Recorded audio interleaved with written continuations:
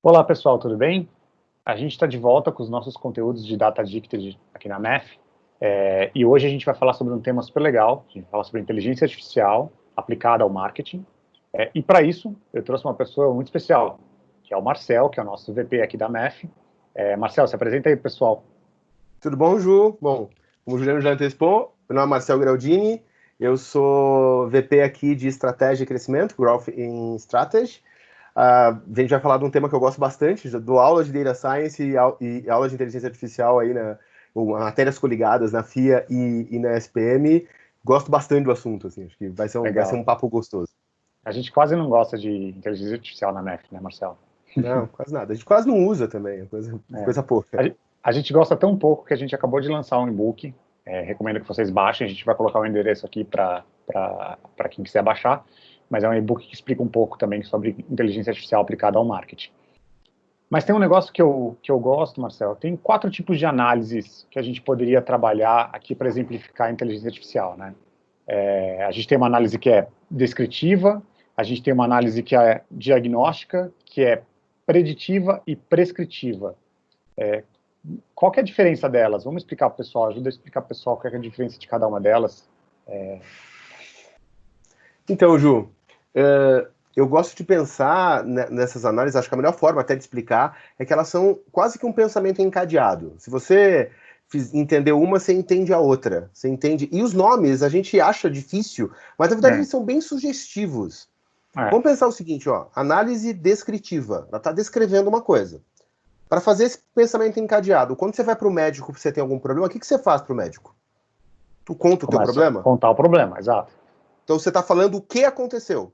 Sim. Então, o passado, o que você estava sentindo, aquilo que aconteceu.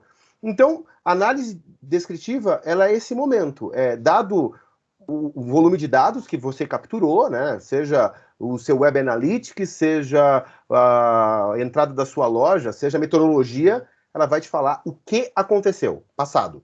Uhum. O médico vai te ouvir e ele provavelmente vai tentar solicitar mais os exames, mais alguns dados para conseguir saber o que você tem. Então, né, ele saber a causa. Então, ele quer te diagnosticar. Essa é a análise diagnóstica. Então, Ou seja, ele normalmente pegou os dados e começou a questionar um pouco mais em cima desses dados que ele estava vendo, né? Ele começou a tirar um pouco mais de conclusões para diagnosticar. Perfeito. Perfeito. Normalmente, ele vai entender, ele te entende, né? Ou se espera que ele faça isso, que ele te entenda e busque outros dados para complementar e conseguir falar, olha, eu acho que você tem tal coisa. Você tem chance de ter tal coisa. Isso é uma análise diagnóstica. É entender a causa de algo que foi descrito.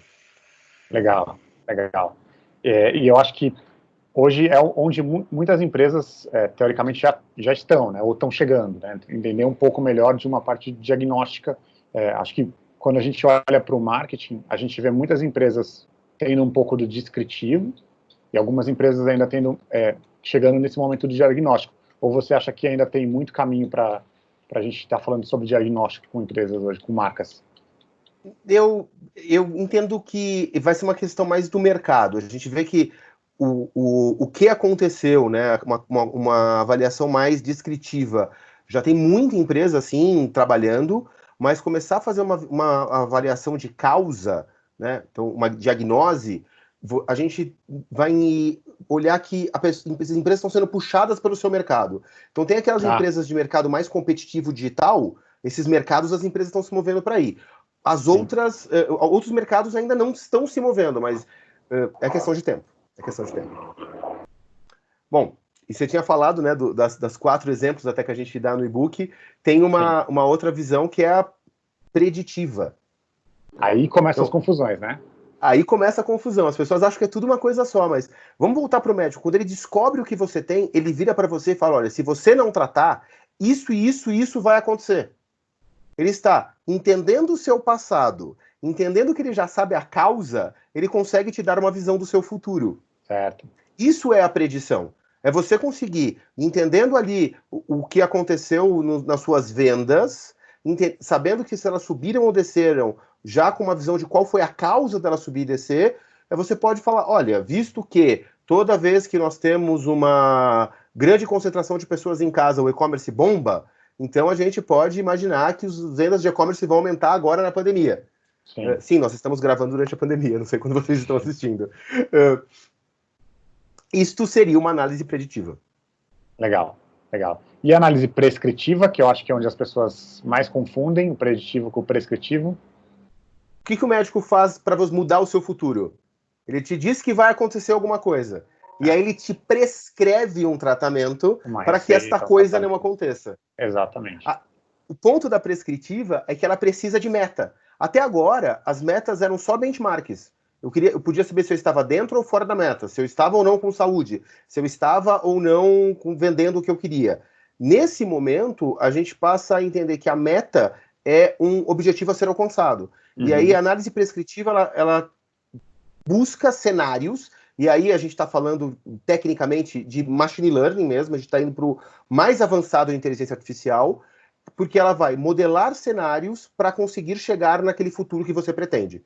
Então é isso, ele te prescreva ações no presente para você conseguir ter um futuro desejado. Legal. Aí obviamente tem uma massa grande de dados de entendimento para que você consiga fazer essa projeção de causa e efeito, né, de futuro que vai acontecer com o que você está revisando. Esse ponto é bem importante o que você falou. A gente falou quase de uma escadinha, né? Exatamente. Quanto mais para frente na escadinha, mais dados você precisa. Exatamente. A sua massa de análise precisa ser maior. E aí tem um ponto que eu acho que é legal, que eu acho que a gente discute isso muito com clientes nossos. É comum você achar empresas, marcas, pessoas que estão querendo fazer prescritivo. Só que é uma jornada, né? Não dá para você começar pelo prescritivo. Eu acho que você tem que ter um bom, uma massa de dados bem organizada entre descritivo, diagnóstico, preditivo, para você chegar no prescritivo, né? Tem uma jornada para a gente seguir aí, né? Tem. Eu preciso ter toda a profundidade de análise descritiva de tudo aquilo que acontece na minha empresa, se eu quero só fazer uma prescrição do melhor horário para colocar uma campanha no ar? Não. Mas este corte, resposta de campanha por horário, ele já tem que ter tido toda a sua visão capturada. Então eu tenho que saber o que aconteceu, tem que ser feita uma análise causal, você tem que conseguir poder mensurar um futuro possível, porque se você não sabe um futuro possível, você não tem como saber quais atividades mudam o futuro. Então, a gente não precisa ser cada uma dessas etapas ser um projeto gigantesco, mas ele pode ser incremental e rápido, mas ele precisa acontecer nessa sequência. Legal. Isso me lembra até alguns artigos que a gente tem lá no Marketing Analítico, que eu vou deixar alguns links aqui também depois para o pessoal dar uma olhada, que falam sobre isso, falam sobre você evoluir algumas medições de analytics para você chegar em estágios mais evoluídos, mais completos, né? Tem uma coisa que você falou aqui interessante, que as pessoas tentam buscar o prescritivo. Isso é legal. E é bem verdade, as pessoas estão buscando. Mas tem um ponto que eu acho que de vez em quando as pessoas se confundem, que, beleza, eu posso ter o melhor motor de análise do mundo, mas tem duas regras importantes da gente pensar quando vai usar inteligência artificial. A primeira delas, desculpe o bom inglês nesse caso, não o bom português, é shit in, shit out. Então, se eu coloco dado ruim, vai sair análise ruim. Análise ruim, não tem jeito. E a gente já viu alguns cenários, nós dois juntos em algumas reuniões, inclusive, que os dados praticamente não existiam. Era coisas que eram pegas ali no papel em pessoas em evento. Não dá para fazer uma análise, não adianta gastar muito dinheiro ali. Não dá. Outra coisa é que o valor não está na análise. Não adianta eu fazer, um material de análise lindo, fazer aquele dashboard maravilhoso, entregar um relatório de recomendação, a pessoa dobra o relatório e põe na gaveta. Qual foi o ROI? Nenhum. Negativo. Teve ROI nenhum. Exato. E é por isso que, você até puxou um ponto, a gente está não só falando de inteligência artificial, mas já estamos linkando com outros pontos, mas é a importância de você saber qual é a análise que você entrega e como que essa análise realmente impacta numa melhoria de negócio, né? Não adianta você entregar uma série de gráficos porque é bonitinho, sendo que você não usa eles. Então tem que saber exatamente o que você usa para que isso traga algum benefício na tomada de decisão, né? Mas legal. Marcel, eu acho que o que a gente tem para falar de inteligência artificial tem mais detalhe também no nosso e-book. tenha mais algum ponto que você queira aprofundar? Olha, eu gostaria de convidar as pessoas a baixar o nosso e-book, e tem um ponto que eu acho interessante, que é um papel que está sendo super valorizado. A gente vai escrever um pouco sobre isso, mas é o papel do cientista de dados. Legal. Porque as pessoas estão esperando que o cientista de dados seja um oráculo, sabe? Alguém que você vai fazer uma pergunta e ele vai dar uma resposta. E Sim. eu recebi alguns links esses dias, algumas chamadas no LinkedIn, quando eu comentei isso numa palestra, e é bem verdade. Pô, mas esperam realmente que eu tenha as respostas. O cientista de dados vai ter as perguntas e não as respostas. Isso é um Né? bom, é um A bom função de coach que as gerenciar o pessoas têm que negócio estar, não hein? é do cientista, Legal, ainda é dos executivos. legal. Vamos deixar isso no ar para as pessoas pensarem aí, isso é importante também. Então tá. Tá certo, Obrigado pelo Rafael. convite, Ju.